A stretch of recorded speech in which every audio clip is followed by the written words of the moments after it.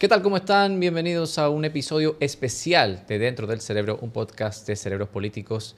Es especial porque estaremos analizando en esta mesa el resultado, pero más que todo la campaña municipal a lo largo de todos estos meses y, por supuesto, las ideas, los candidatos, cómo se comportaron y si conectaron con la gente. Para ello, me hago acompañar, por un lado, de Mario Dávalos. ¿Cómo estás, Mario? Un hombre de letras y, por supuesto, especializado en comunicación política.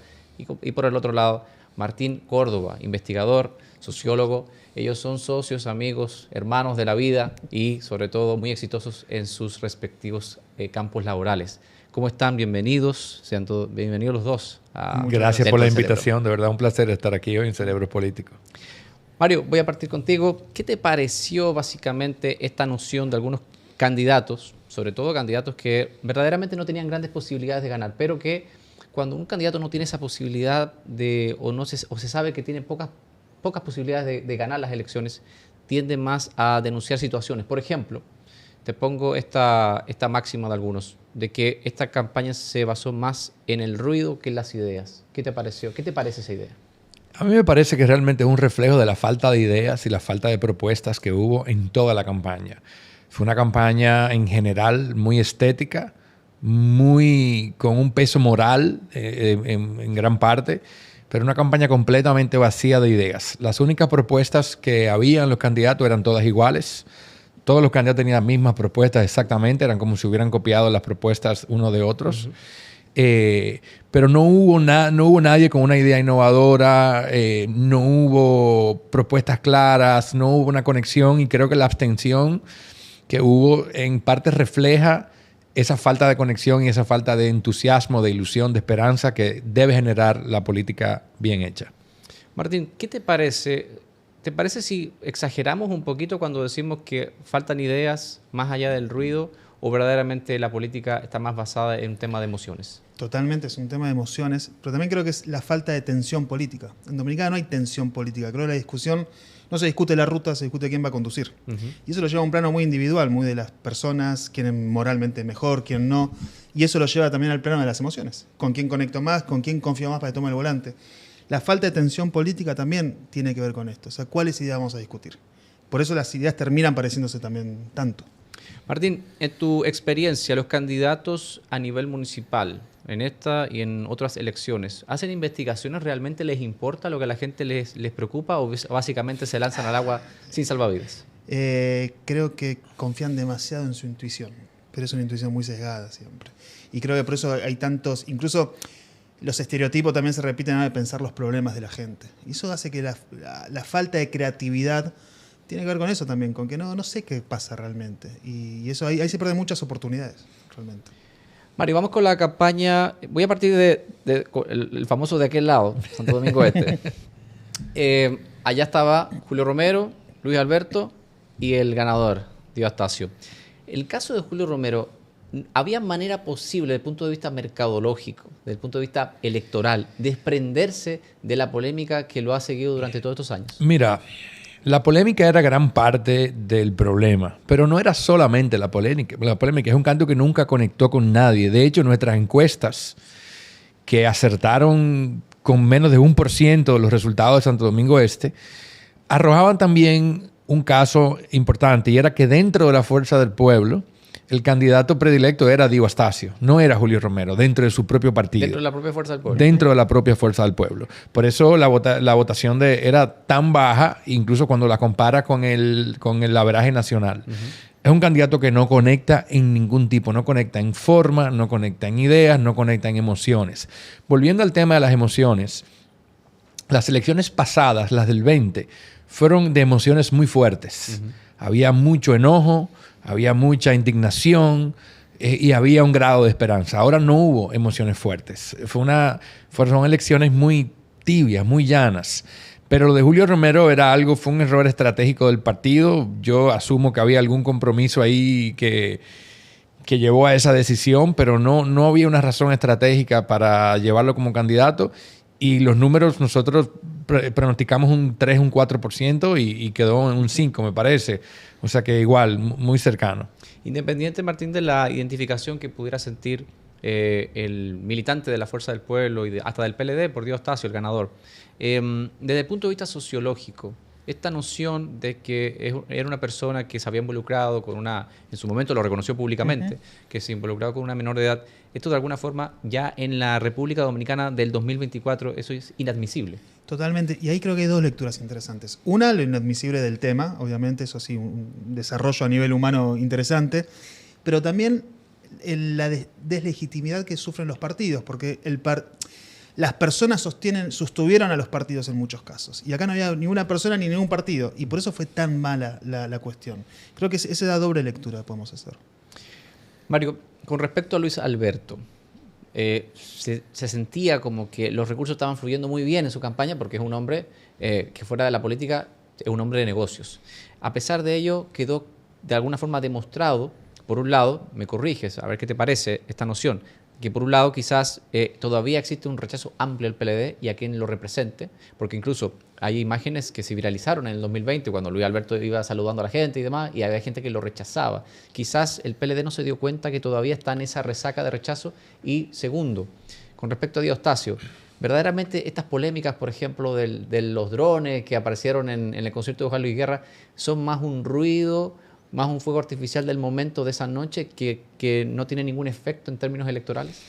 La campaña de Santo Domingo Este, sobre todo si vemos Diostasio, Luis Alberto, se volvió en una campaña como del bien contra el mal, ¿no? Del pastor contra el banquero. Entonces representaba como la fe contra el vicio, de alguna forma. Uh-huh. Era una campaña que estaba muy marcada desde lo moral también. Toda la política dominicana es muy moralista siempre. Es honesto contra corrupto, bueno contra malo, o sea que eso estaba muy presente. Pero en el caso de Luis Alberto también, yo creo que hubo fallas estratégicas de no aprovechar las oportunidades, las debilidades de su contrincante. No hubo una propuesta estratégica ni una coherencia estratégica que tuvieras que seguía un hilo hacia alguna parte, sino que hubo muchas acciones que se sentían muy aisladas, sin una propuesta clara y sin un posicionamiento claro. Yo creo que por ahí hubo una falla de diseño de la campaña. En el caso de Dio y de los drones, yo creo que algo que hay que notar es que a principios de diciembre Dio marcaba exactamente los mismos puntos con que resultó ganador 2 meses más tarde. O sea que esa aguja no se movió, el voto estaba muy decidido. Uh-huh. Sin embargo, eso no quiere decir que esa invasión a ese concierto tan emblemático no tenga un impacto a futuro en su reputación. Y como Dio siempre va a ser recordado por esa acción, que fue una acción invasiva, fue una acción que representa como una política que no respeta a la ciudadanía. No creo que impactó en los votos, pero sí creo que va a tener un impacto a largo plazo en su carrera política. Martín, hablando del pastor versus el banquero, se podría decir con propiedad que República Dominicana es una sociedad altamente creyente, cristiana, vamos a decir, evangélico, católico y demás. Pero si vamos a un partido que tiene digamos, al sector evangélico, como es el partido Generación de Servidores, sacó votos muy bajitos a nivel de alcaldía, a nivel de regiduría. Sin embargo, el tema del pastor sí influyó bastante. Incluso en la boleta de la Junta Central Electoral aparece pastor, lo cual no es su nombre. O sea, ¿te parecería entonces que estamos sobreevaluando el tema de que sea una persona de la iglesia? No, yo creo que los factores son múltiples, ¿no? O sea, cada uno juega en un lugar. También juega el aparato del PRM, la exposición, el propio rol del pastor. Pero hay algo interesante. Mario planteaba que el pastor lo que proponía una división entre el bien y el mal. Cuando uno mira a Generación de Servidores, la división que ellos proponen es entre víctimas y victimarios. Y ellos son las víctimas. Y por eso manejan tanto odio. Las emociones, si uno las ve, es de enojo, de odio. Lo que buscan transmitir tiene que ver con eso. Entonces, más allá del vínculo con la iglesia, hay una gran diferencia respecto a cómo se percibe a sí mismo y cómo percibe al votante, digamos. Acá es una división entre los buenos y los malos, que es la que desde el cual se reconstruyó el PRM también. Uh-huh. Y estos partidos minoritarios que buscan más el impacto, lo que hace es dividir entre víctimas y victimarios. En lugar de la víctima, desde un lugar de la plaga, ellos usan el término de la plaga, si me dan la casta, ¿no? De la plaga, que nos han robado todo, es momento de vengarnos. Entonces genera una emoción mucho más vinculada al odio y emociones mucho más negativas. Y eso es lo que yo creo que también en este contexto no va a pegar mucho, porque la gente no tiene esa sensación. Lo que tiene la sensación es los corruptos y los no corruptos, más moral.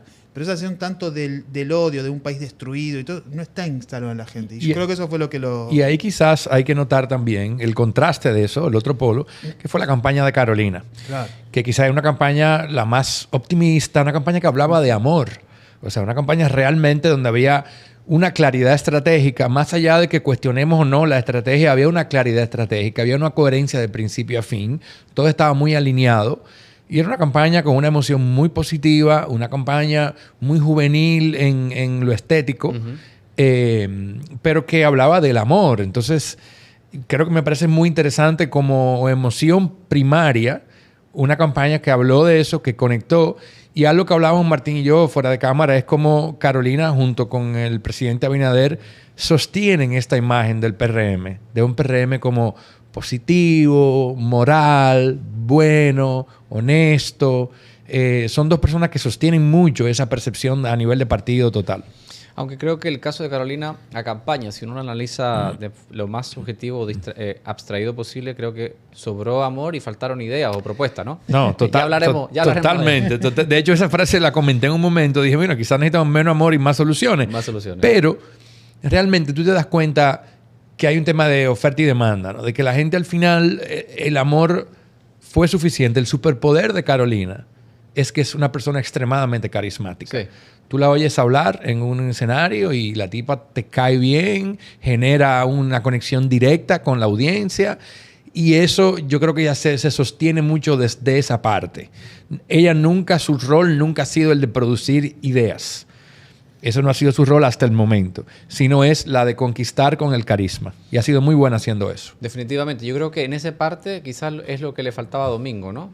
Mucha denuncia, una personalidad un poco más retraída y sobre todo como que no frente a una persona tan carismática como Carolina, evidentemente que tenía la desventaja, porque en algunos momentos quizás se vislumbraba como que Domingo podía de alguna forma disputarle la candidatura, pero verdaderamente en términos objetivos, y los números así lo corroboraron, no tuvo en ningún momento ninguna posibilidad de ganarle. Domingo es una persona muy poco carismática, es muy aburrido como candidato y hay que hacer una diferencia ahí entre un candidato y un funcionario.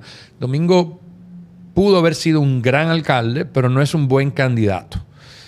Porque no conecta, porque cuando habla incluso se siente como muy, muy duro, pero además faltó coherencia en su campaña. El día de la famosa denuncia, hace el video de la denuncia, el video dura como 9 minutos, nadie puede ver 9 minutos de denuncia, y al otro día no sucedió nada.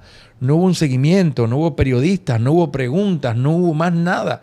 No hubo un depósito de una denuncia. O sea, eran como una secuencia de acciones separadas una de la otra.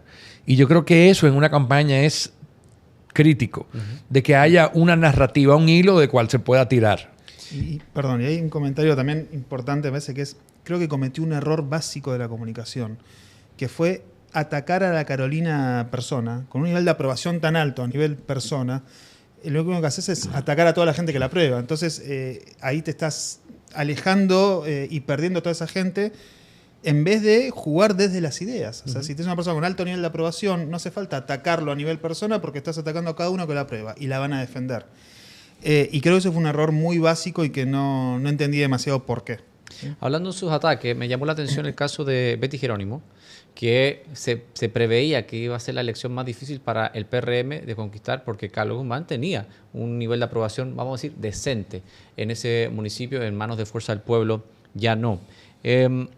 Esto de bailarina a alcaldesa, esta forma de incluso de llegar a la burla, me pareció, primero, atacar a una persona porque se ha superado en la vida, me parece que dice mucho de esa gente, pero sobre todo, ¿no les pareció a ustedes como que verdaderamente se convirtió en un efecto boomerang y verdaderamente le ayudó a impulsarla desde su imagen y su capitalización? Es que hay un error muy grave generalizado en la política cuando vienen con los ataques. Como decía Martín anteriormente, atacar es parte del sistema electoral, pero hay que atacar con estrategia.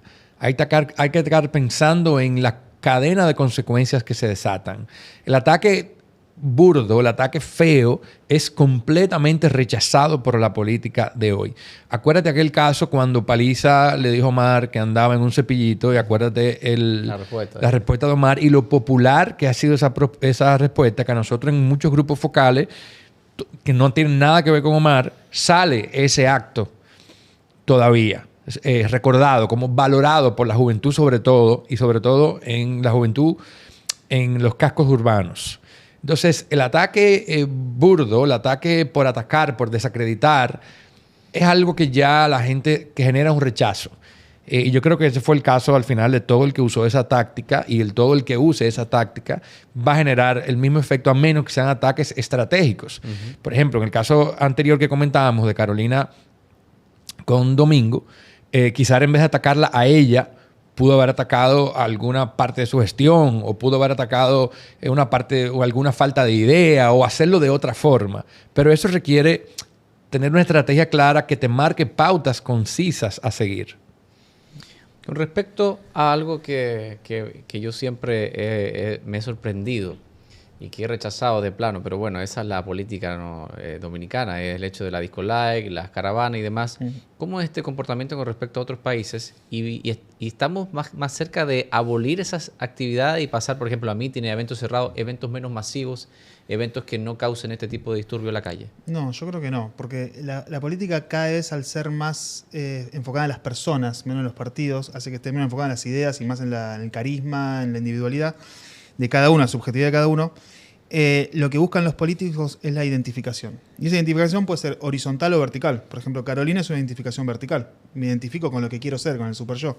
Domingo buscaba la identificación horizontal. Es mi par y estamos juntos. Entonces, estas caravanas y demás, los que buscan es este mensaje de generar confianza porque soy vos. Entonces, tiene ese fin. Y como no hay ideas, la cuestión del meeting, la cuestión de discutir, no hay nada que discutir. Y ese es el problema. Por eso yo arrancaba hablando de la falta de tensión política. O sea, ¿realmente hay dos ideas de país en disputa? No. No hay dos ideas de país en disputa. Lo que hay es una disputa respecto a los buenos o los malos y quién conduce el volante. Entonces, ¿cuál es mi misión? Y créeme más a mí que al otro. Porque no hay ideas, pero tampoco hay ideología.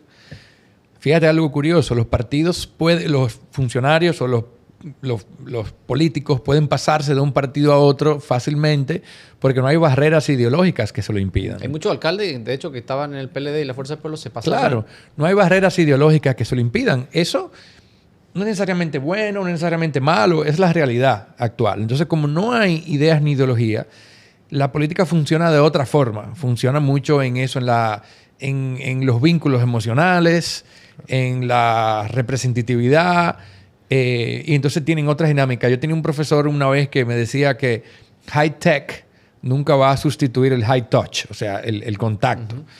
A mí se me quedó la frase, me quedó grabada eso de que el contacto físico en la política, el estar ahí, sigue siendo extremadamente poderoso, sobre todo en Latinoamérica. Quiere decir que estamos bastante a años luz de tener debates serios, reales, con todos los candidatos. Yo creo que este año va a haber debates. ¿Presidencial? Sí.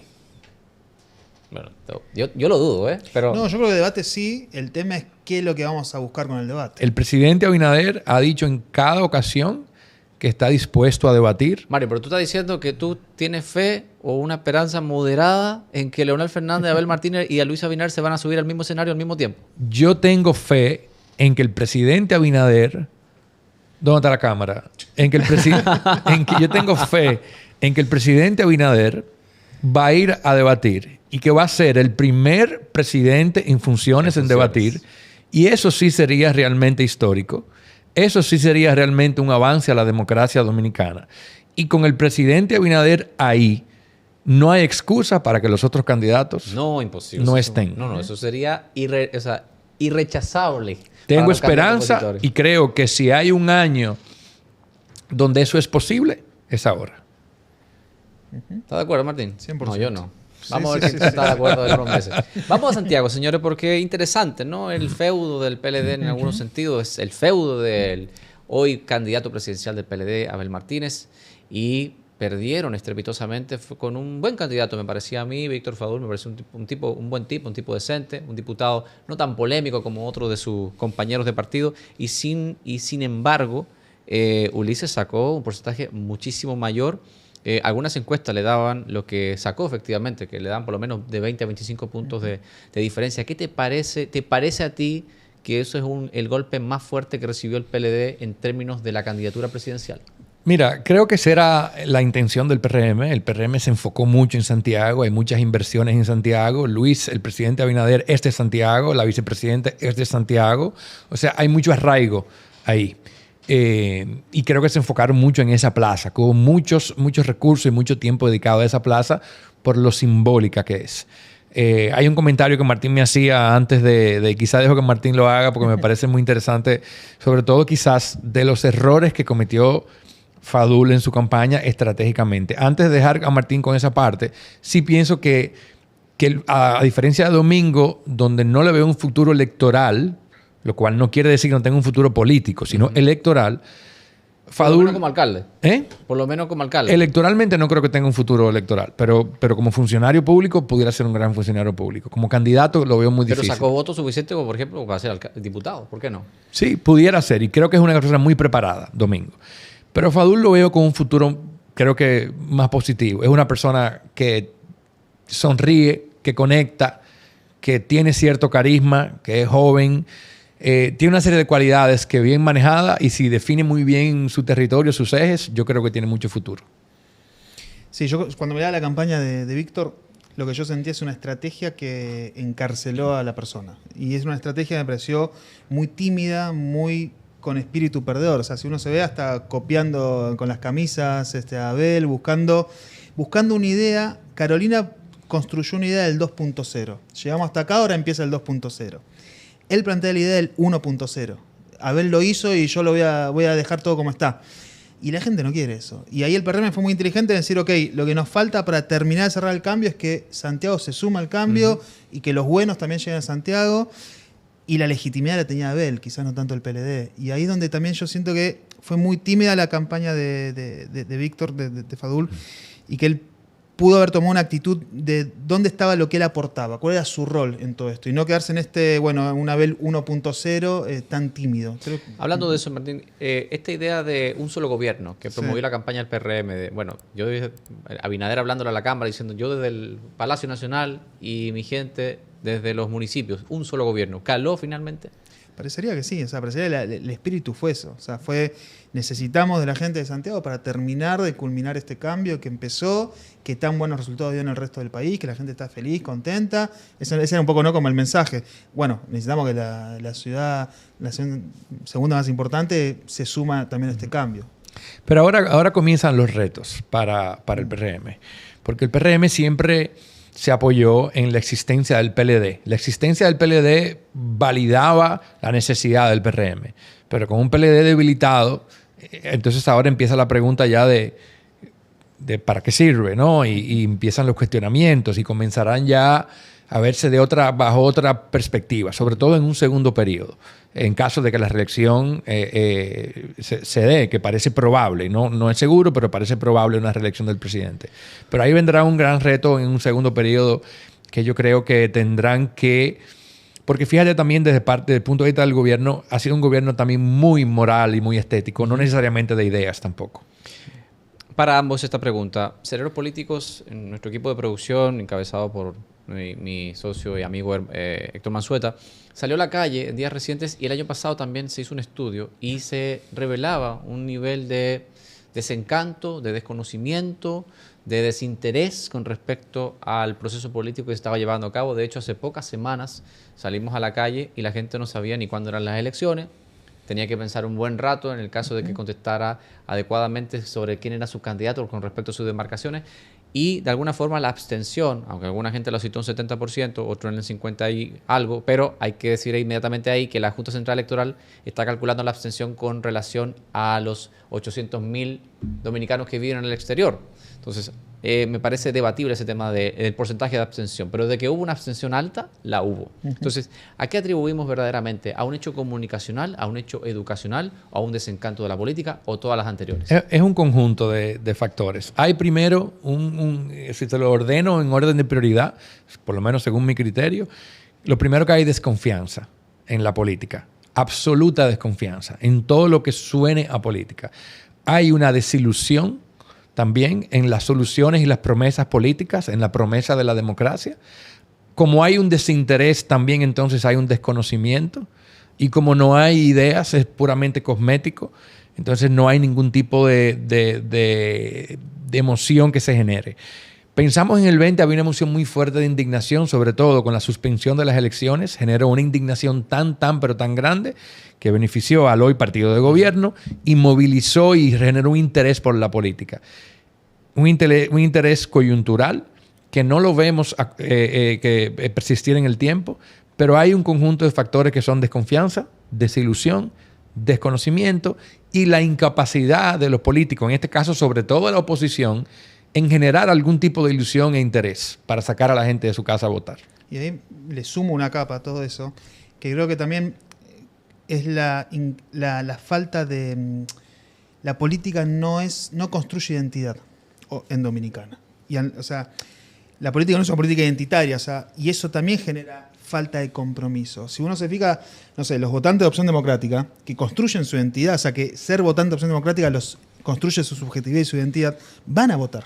¿Por qué? Porque están defendiendo algo muy valioso. La política, el votar es un acto de defensa, de esperanza, de amor, pero cuando pierde la capacidad, la política pierde la capacidad ideológica y representa algo tan estético, pierde su capacidad de construcción identitaria. Entonces, ¿qué voy a ir a defender? ¿Qué voy a ir a votar? Y eso también creo que es un síntoma de época muy complejo, muy difícil, porque pierde esa capacidad de las personas encontrar identidad en la visión política, en la ideología, y se restringió a un plano muy moral, muy básico, de buenos y malos, y después una cuestión muy estética. Y eso también desalienta al voto. Vamos a la noche de las elecciones. Quiero preguntarles algo del punto de vista comunicacional y del manejo de comunicación de gobierno. Me sorprendió el anuncio del gobierno de que el presidente Abinader hablaría al país a las 10 de la noche, porque, en mi opinión, la Junta Central Electoral es el amo y señor de esa jornada. Sí. De hecho, la Junta Central Electoral emitió un comunicado diciendo, hablamos con el presidente y aunque reconocemos su derecho de hablar, pues le pedimos básicamente que sea prudente presidente y no hable esa noche. ¿Qué les pareció de la perspectiva de esa locución fallida? Nosotros lo hemos conversado ese punto varias veces y quien sea que sugirió eso cometió un error. Esa no era la noche para hacerlo. No entiendo las razones, no entiendo la falta de lectura de la coyuntura de lo que estaba sucediendo. No era lo correcto hacerlo esa noche. No había nada para ganar. Y no entiendo la decisión. Sobre todo pensando también cómo se cuida la figura del presidente. O sea, siempre si uno se fija, la comunicación está en cuidar la figura del presidente y que incluso se separa a veces del propio gobierno. Pero en este caso no entiendo la razón ni qué se buscaba ganar con una jugada así que no es inentendible. Sobre todo considerando que al día siguiente, como todos los lunes, tiene la semanal. Incluso le preguntaron, presidente, ¿qué iba a decir usted? Bueno, pudo responder ampliamente sobre su parecer sobre las elecciones municipales. Entonces, ¿no consideran ustedes que fue una contradicción o, por ejemplo, contraproducente a lo menos? Fue una mala decisión. Fue una mala decisión haberlo anunciado. La idea en sí fue una mala idea hablar esa noche. Yo me imagino, y aquí estoy especulando al 100%, pero me imagino que en medio de la euforia, de la gran victoria, sale esta idea de querer compartir, de querer hablar. Me imagino, no tengo ninguna información al respecto, ¿no? Pero me imagino que pudiera venir por ahí. Pero al final fue un error y qué bueno que no sucedió. Como quiera, aunque no haya sucedido, de alguna manera queda expuesto el presidente. Como dice Martín, el gobierno depende mucho de la figura del presidente. El presidente siempre marca 20 y pico de puntos por encima del gobierno. Es un presidente que tiene una alta valoración en este momento. Y no entendí ese rol, no entendí la idea. Una hora antes, a las 9 de la noche, el partido salió a celebrar de manera oficial los resultados preliminares de las elecciones municipales, con a la cabeza el presidente y actual, bueno, en licencia, pero es el ministro administrativo de la presidencia, José Ignacio Paliza, con otros grandes perfiles del partido. Pero quisiera preguntarles, ¿a qué atribuyen ustedes comunicacionalmente el manejo tan particular de David Collado? Porque David se comió su hamburger, ahí salió a comer algo, un chimi, con Dio Astacio. Hizo también lo propio en el 2020, pero en este caso no estuvo en el escenario y ya apareció en esta semana, en estos días recientes, trabajando, como siempre, como ministro de Turismo. Aparición y como una administración del silencio de David Collado, siendo que es una de las figuras presidenciables hacia el 2028. Siempre ha habido una relación muy ambigua entre David Collado y el PRM. siempre había una relación de que una percepción de que David pertenece al PRM, sino que es como una figura prestada. Es una persona valorada, es una persona que ha hecho un trabajo muy bueno en turismo, es reconocido. Se sumó 1 o 2 semanas antes a la campaña en el 20. Recuerda que todavía en el 20, un par de semanas antes, 2 semanas me parece, no era oficial del PRM, se suma a último momento. Pero hay una relación siempre muy ambigua donde David siempre va al ministro Collado, para no decirle por su primer nombre, el ministro Collado siempre es muy de él mismo, ¿no? De sus propias actividades, de sus logros, de sus eventos, y comparte poco. Yo creo que también existe la presión un poco de que si tú tienes aspiraciones presidenciales, pues tienes que integrarte más y ganarte las bases del partido. Es una figura presidenciable, como bien dices, o sea, está entre los posibles candidatos del 28. De hecho, él ya anunció, increíblemente. Pero sí, ya lo dijo. Pero él ya anunció que en el 28 era candidato. Pero hay una relación muy ambigua ahí que no termina de sentirse natural al 100%. ¿No te parece, Martín, que de alguna forma esa desconexión con las bases, por más que no haya una identidad fuerte de los partidos a raíz de una ausencia ideológica, que por esto vemos que los políticos saltan de un partido al otro con una facilidad increíble, pero de alguna forma que los compañeros del partido, de la base, del pueblo y digamos, de la gente de a pie, si no se identifica, si no lo ve como un hombre de partido, ¿no le será más difícil salir a hacer campaña y votar por él o promoverlo en una eventual campaña presidencial? Yo creo que en lo práctico sí, a nivel ejecución, a nivel práctico real del voto sí, por un tema de la estructura, pero creo que a futuro cada vez vamos a ver más personajes así. Porque justamente la política basada en las personas, en el carisma, en los vínculos, va a llevar a que cada día las personas pesen más. O sea, incluso esta cuestión que marcaba Mario de un presidente que marca 20 puntos por encima del propio partido. Creo que vamos a ir acostumbrándonos a figuras individuales con mucho peso que van a requerir de las estructuras partidarias, pero que van a construir sus vínculos mucho simplemente desde las personas. Poniéndolo en jerga de la NBA, acaban de pasar la final de conferencia y ahora vamos a la final, en mayo próximo, el Congreso y por supuesto las elecciones presidenciales. Si tuvieran en el frente, por un lado a Abel Martínez, por el otro a Leonel Fernández y por el otro a Luis Abinader, que siempre hay espacio de alguna forma para ajustar, por más que haya esta tentación de la borrachera de la victoria, siempre hay cuestiones que ajustar, por supuesto, sobre todo cuando viene la madre de todas las batallas. Si los tuvieran los tres al frente, ¿qué le dirían que deben ajustar de cara al momento más decisivo de mayo? Es una factura final del episodio. Sí, sí. No, mira, en el caso de Abel, quizás yo no veo una estrategia clara en la campaña de Abel. Yo veo muchos brincos, muchas acciones separadas. No se termina de definir qué es Abel ni qué representa. No termino de entender, por ejemplo, si él era un abanderado del tema del conflicto con Haití, ¿por qué en el mejor momento lo suelta? No termino de entender las vallas que dicen aguanta, falta poco, porque no conecta, no dice nada. No termino de entender cuál es su estrategia. Desde afuera miro y no veo una estrategia. O sea que creo que lo primero es poder definir un espacio, definir qué yo represento y poder generar cierta ilusión por ahí. En el caso de Leonel lo veo mucho más complejo porque siento que Leonel está en su techo. Creo que Leonel convenció a los votantes que ibas a convencer. Las veces que hemos visto a Abel decrecer en los últimos meses, no es Leonel necesariamente que se lleva el 100% de esos votos, sino que el presidente también ha crecido de ese voto que ha perdido Abel. Y creo que Leonel tiene su techo. Y en el caso de Leonel, mi consejo es rodearse de más personas jóvenes, aunque no necesariamente fuera lo mismo que le recomendara a Omar, que fuera lo inverso, pero hay un tema de partido donde se siente todavía un partido muy anticuado. Entonces creo que la renovación de ese partido es urgente. En el caso del presidente está en una posición ventajosa, está por encima. No creo que debería confiarse, no creo que debería dar la batalla ya por ganada. Creo que debe admitir que todavía hay un escenario improbable, pero existe, donde esto no salga favorable. Y creo que tiene que enriquecer su propuesta con alguna visión país, alguna visión colectiva de para dónde vamos como país, que es lo que yo siento que ha faltado. La gente entiende al presidente un hombre bueno, un hombre honesto. Con buena intención. Incluso lo defiende como, bueno, él quiere, pero no lo dejan. Su gente no lo ayuda. O sea, la gente lo defiende. Y creo que falta es una visión país, de hacia dónde vamos como República Dominicana, que esté mejor planteada.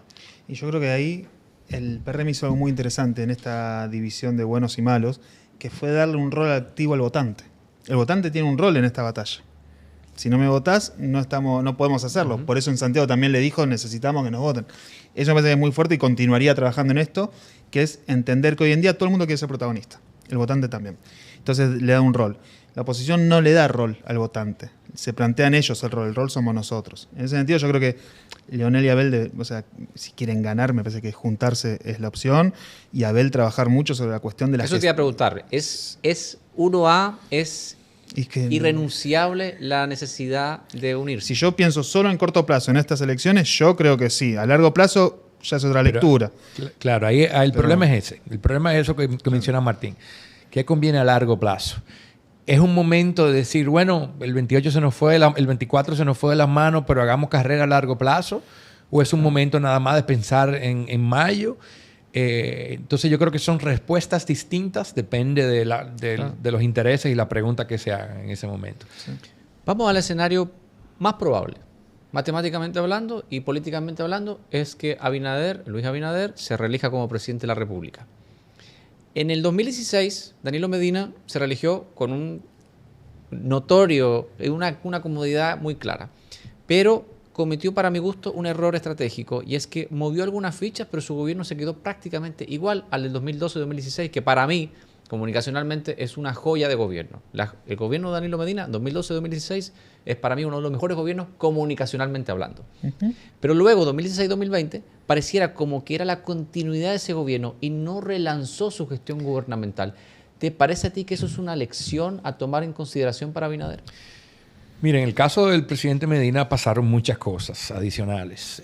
Pasa que su asesor principal sale del país por razones legales, Joao Santana. Explota el caso de Brecht, que lo hiere. Yo creo que fue un punto de quiebre del cual más nunca lograron recuperarse. El partido no se recuperó más nunca después de ahí y nunca supo articular de nuevo lo que tenía con Joao, que era un equipo que funcionaba muy bien. Creo que definitivamente el PLD, tanto en ese momento, en esas elecciones, no supo renovarse, pero tampoco lo ha sabido hacer después. No lo supo hacer en el 16, con la excepción de Juan Ariel, que entra a mitad de gobierno, si no me equivoco. Casi al final. Casi al final. Enero del último año. Como ministro de Economía, que Juan Ariel a mí me parece un político, me parece una estrella, realmente, como muchos otros que hay en otros partidos también, de una generación joven. Pero desde ese momento al día de hoy no ha sabido renovarse. Todavía tuve el día de hoy, 20 de febrero, los mismos políticos dando declaraciones a la prensa. Las mismas personas que ya tienen un alto rechazo, que no tienen credibilidad. Y un equipo de gente joven abajo, muy preparada, que está luchando por su espacio. Creo que ese es el gran reto. Y a tu pregunta, no lo supieron hacer en el 16, pero en el 16 también era tan alta la valoración que no se le dio la lectura correcta. Sí, así es. Lo mismo que pasa ahora, ¿no? Que podemos decir, bueno, el PRM está ganado, porque miren cómo avasalló en las municipales, entonces esto es simplemente un trámite. Pero incluso leo con preocupación algunas preguntas que se le hacen a los personeros del oficialismo, donde se le dice, ¿y qué va a pasar entonces con Abinader? Porque esta herencia, digamos, esta cultura de permanecer eternamente en el poder, van a modificar la Constitución para permitir que Abinader se reelija más allá del 28. ¿No les parece un poco peligrosa esta discusión? Como que no hemos aprendido nada del proceso del 2019. No hemos aprendido nada, no del 19, de todos los procesos. Esto pasa siempre, en todos los segundos periodos. Hay gente que rodea al presidente, que empieza a decirle, empieza a convencerlo, empieza a meterle ideas en la cabeza. Es muy importante, no solamente para los presidentes, para las personas poderosas, es muy importante rodearse de gente que le sepa decir que no y gente que le sepa decir la verdad. Y yo creo que eso a los presidentes es crítico. Y creo que a los presidentes del pasado le ha sucedido que la gente no se atreve a decirle cosas. No sé, no conozco la realidad del presidente Abinader. No sé si la gente se atreve a llevarle la contraria, a decirle que no. Hay un ministro que le dicen Dr. No, o sea que por lo menos sabemos que hay uno. No sabemos si hay más. Pero creo que es imperativo rodearse de gente que lo sepa frenar, que le sepa decir que no y que no permita que le implanten ideas que son peligrosas. Martín y Mario también, esta pregunta, dos en una. Por un lado, ¿les parecería a ustedes que este mayo del 2024 pudiera cerrarse un ciclo de figuras políticas y abrirse una nueva era políticamente hablando? No quiero pecar de omisión, pero siento que hay figuras jóvenes importantes en los partidos. En el oficialismo hay muchísimos, pero también en la oposición. El mismo Juan Ariel que mencionabas, puedo pensar en Omar Fernández, que es una persona que ha subido mucho su perfil, con gran aceptación, incluso va encaminado en una carrera interesante a la senaduría del Distrito Nacional. ¿Les parecería que se acaba un ciclo y comienza uno de la mano de figuras muy interesantes en todos los partidos políticos?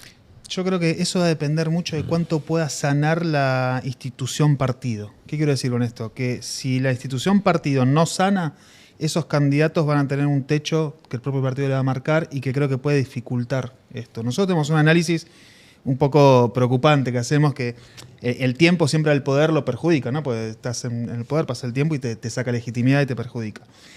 Pero el gobierno hizo algo muy bien, el PRM, que fue anular moralmente a la oposición. Son corruptos, ya está, lo que me propongan no me importa, sos malo, no me interesa. Cuando el tiempo desgasta al oficialismo y tengas una oposición deslegitimada, que no te importa lo que te proponga, ni quién te lo proponga, ahí va a generarse un vacío de poder. Ese vacío de poder puede dar espacio a outsiders, que puede ser un peligro para lo que es la estabilidad, que es el gran valor de Dominicana. Por eso es tan importante que la oposición recupere legitimidad. Por una cuestión democrática, porque el gobierno la va a perder, porque es el gobierno, es el poder. Se va a desgastar. Claro, entonces, si la oposición no recupera legitimidad, todas estas personas que vos planteás que son personas muy valiosas, van a tener un techo que el propio partido les marca y que a la democracia dominicana puede ser muy costoso porque le puede dar espacio a outsiders que vengan por fuera con este discurso de víctimas y victimarios, que va a hacer peligrar algo que es el gran valor de la política dominicana, que es la estabilidad. Y hay un dato adicional que le sumo al análisis de Martín, y es un dato que hemos encontrado en investigaciones, donde más del 70% de los dominicanos sienten que el país está fuera de control, que se salió de control, el gobierno no tiene control sobre el país. Súmale ese dato. Reciente ese dato. Reciente, sí. Hace un año, creo. Menos de un año. Menos de un año. Súmale ese dato a una oposición sin legitimidad y a un gobierno que está muy bien posicionado, pero que sabemos que el tiempo y los proyectos que tiene que enfrentar ahora en un segundo periodo, si la reelección se lleva a cabo, pues va a ir perdiendo poder y va a dejar un vacío de poder que lo que abre una puerta. Eso parece muy lejano, parece que no va a suceder aquí, sucede en otros países, pero a nosotros no. Pero es cuestión de... Las cosas cambian a veces con un evento, con un solo evento. Mira cómo Odebrecht tumba una popularidad de un 62%, que es muy similar a la que tiene el presidente hoy, con un caso. Un caso, ¿verdad?, que cae sobre un discurso que ya venía, el de los ataques de corrupción, esta percepción de corrupción, cae sobre ahí y rompe completamente lo que era la estabilidad de ese gobierno. Sí, fue un punto de inflexión, definitivamente. Tengo como 10 preguntas más, pero vamos a esperar a mayo. Porque ¿qué les parece si hacemos esta misma mesa? Me encanta. Claro. Justo después del 16 de mayo, creo que son Aquí las elecciones. estaremos. Y decirles que ahí tendremos 3 posibilidades de discusión, ¿no? Dependiendo del resultado, uno es más probable que el otro, pero siempre la puerta está abierta porque esto es hasta el último segundo, ¿no? Les quiero agradecer su tiempo. Gracias a ti. Muchísimas gracias por estar con nosotros en este programa especial. Usualmente un podcast, una conversación más amena. Yo los dejo hablar más y hago solamente preguntas. En este caso me solté un poquito, pero con el permiso de mi querido amigo y productor Héctor Manzueta. Así que seguiremos hablando de estos temas, por supuesto, en los próximos meses. Quedan 10 semanas intensas de campaña y ya veremos qué pasa el 16 de mayo próximo. Gracias. Muchas gracias, Felipe. Y a ustedes hasta la próxima. Muchísimas gracias.